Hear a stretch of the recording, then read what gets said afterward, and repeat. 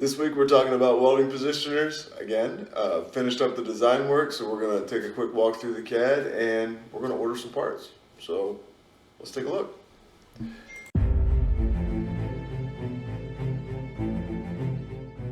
Done a lot of work on getting this file cleaned up, and I'll go through what's happened. First thing we'll come to, we're taking a look at the brush holder. These are the golf cart brushes.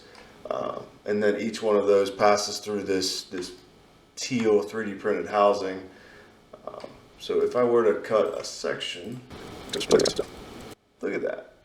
So here's the brush, and then each one of these has a pass through for the wire to come through and around, and then I've got 4 holes tapped in the case main plate, and so that just gets a short machine screw.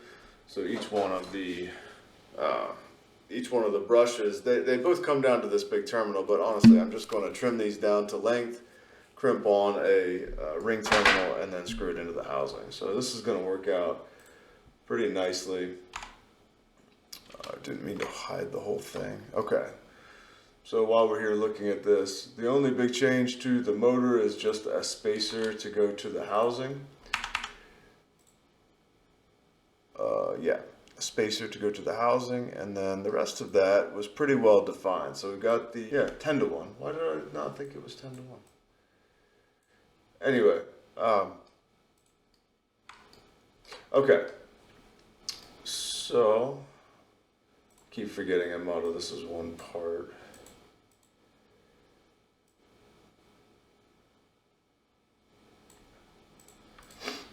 Yeah, this will make a little more sense. So we've got the brush holder, which I already talked about. I've got the 4 standoffs. Those are going to get screwed in with machine screws. So the front plate, the one I'm highlighting here, is tapped, and then the back plate, the one that's hidden, is just drilled and countersunk. So the case is grounded, to the welding table or with the welding leads. I've got plenty of diameter through the center if I need to run like a purge hose or drop something down through the weld positioner. And okay, so let's talk about motor power. So the motor, the connector's here, and then just in front of that I've got the pass through to the other side. So let's take, this is my fault for designing everything as a multi-body. So we're looking at a part file, but this part has 11 bodies in it. It's a good and bad way to design parts. But anyway, we've got the front and back plate, the 4 standoffs, the bearing holder for the front, which is not bolted in. It basically just floats, and you see a little notch cut out here for the motor to sit into. I do have notches here so that it locks in, it doesn't rotate in the housing. That should be fine. The loads are low, the speed is low.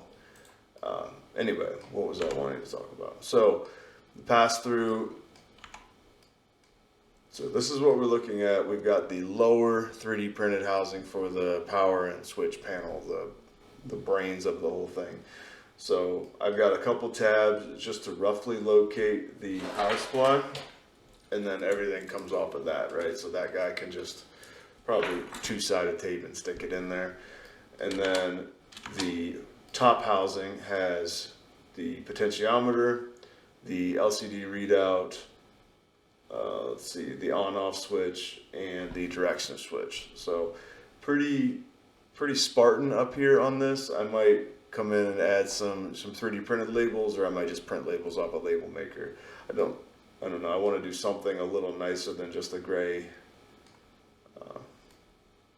I want to play with that a little bit. I'm not super happy with it, but screwed down with machine screws, again, 1032 tapped holes into this plate. So all we really need at this point is some time on the printer to print all the bearing housing stuff. We'll make the 4 standoffs and drill those, and then print the other housing here. So yeah, laser cut some bits, machine a few things. Let's go back to the main assembly, and then I do need to, what I was talking about at the mill, just cut down the pilot here and then drill and tap 4 holes, and that's what the spindle bits are going to screw into. and then the bearing will nest into that. So a little work to do there. We'll get the chuck backing plate milled up, and that should work out just fine. So let's get out of this. Let's go back into here. We can export some parts and pull them into my favorite laser cutting company. So let's jump off camera and we'll do that for a minute. All right, so that's easy. Let's get those ordered. 120 bucks, not bad. I'm gonna do these out of mild steel to start, and then if everything works out, I mean, it's all bolt in, bolt out stuff. I'm gonna do the tapping myself just to save a little bit because this is a self-funded project. But let's get these kicked off and go back to the CAD model for a moment. Now that the laser cut parts are ordered, we've got a few spacers to plan for, some 3D printed parts to plan for, and then most importantly, we need to look at the chuck. So let's get a step file of this exported and we'll get this guy pulled into Fusion. We're in Fusion, we've got the chuck facsimile pulled in, so let's stumble my way through this because I haven't been into Fusion in a minute. So we're gonna go do a new setup. Alright guys, Future Chad here. I'm watching back that footage and it was a little hard to watch because it was me stumbling my way through Fusion. I haven't had it open in a minute and you don't need to watch me for 30 minutes with heavy breathing. So I thought we'd just do a quick run through of Fusion and show you what the toolpaths ended up looking like. I've got 5 setups here, which is basically just 5 tool changes in the Langmuir because it's 1 tool per setup. So just walking through my setups, I'll minimize these just to show them a little better. So setup 1 is just the 4 drilled holes. So PEC drilling a number 7 drill bit. That's the tap drill for a 1/4 20. So we're coming in and drilling those. We go then to setup 2, and we're doing some adaptive clearing, some 2D adaptive, and then a final contour and cleanup. So I'm doing the final contour, and that's cleaning up what ends up becoming our bearing surface or our finished diameter. So I had to come in and dial this a little bit. I'm going to show it here. I think I ended up having to take 2 thou on the radius or 4 thou on the diameter to bring that into final size.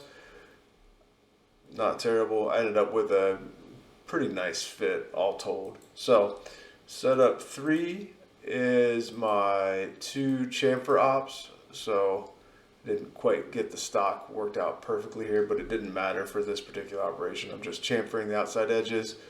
I'm not sure why I chamfered that inside edge. I didn't need to, but it didn't hurt anything. And then chamfering the edges for the bolt holes. What I ended up coming back to a little bit later was thread milling the 4 holes for a 1/4 20 threads. Could have tapped them, but I wanted a little practice thread milling on the Langmuir. It worked out okay.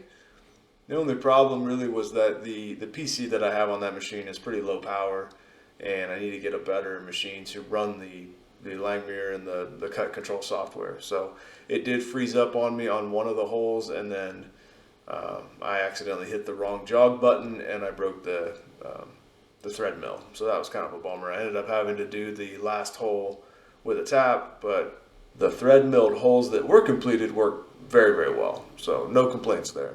Setup 5 is just the thread mill again, and I did an extra setup just to add like a spring pass, just to have it do one more recut. Ended up not needing that. It probably would have been helpful, but I broke the tool. So whatever, we're moving on.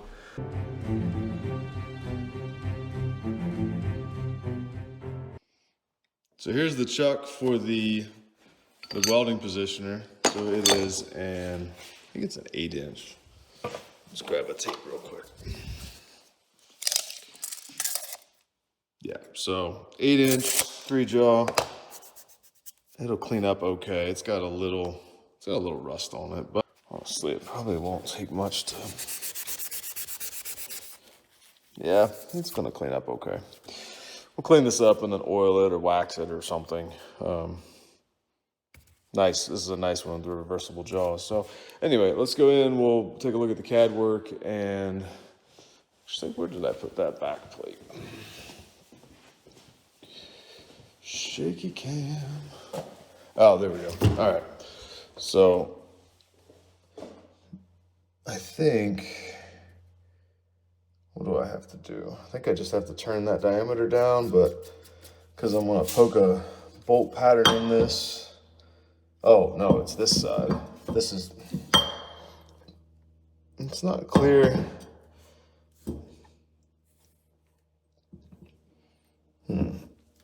I think we're just gonna need to toe clamp this guy down because I need to poke a bolt pattern in here and I need to turn this diameter, or mill this diameter down. So probably just end up clamping this guy in here and we'll cut it down.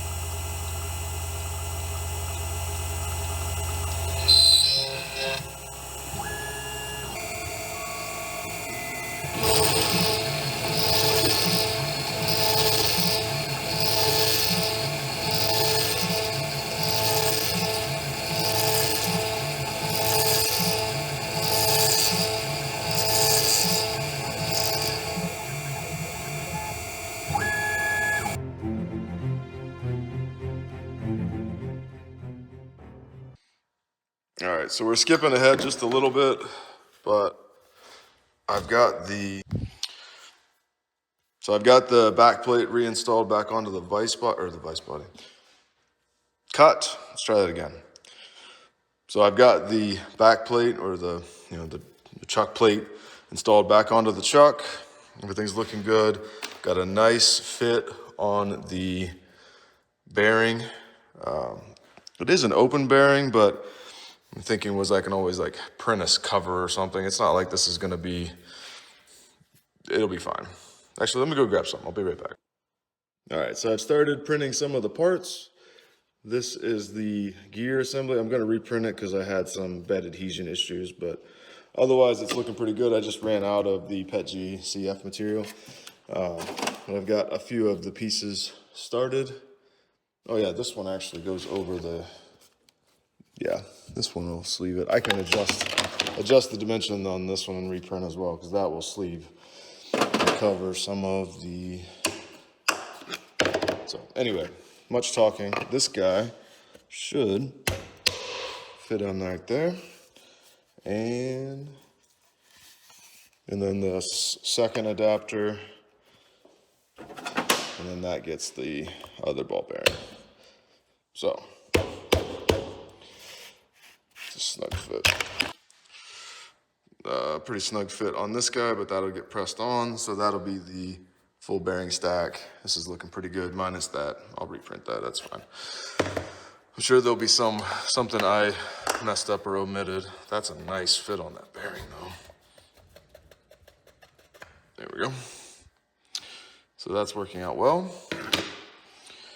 And now I'm really just waiting on the main plates. Those will be in, I think, early next week. So yeah, we'll do a quick dry fit, and then once those plates come in, we'll do an assembly. I need to order some fasteners, but otherwise, we're nearly ready to have all of this and this become a weld positioner.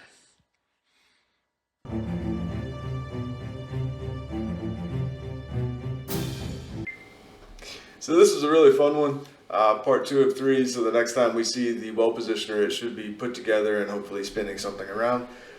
I'm really excited to have this, just to have a weld positioner, but also this process has been really fun. The footage is a little scattered, so keep in mind this was filmed over several days or late nights, and trying to make it as cohesive as I can. But next time, should have a good one, and yeah, drop me a comment, let me know what you guys think, and I'll see you guys next week. I appreciate it.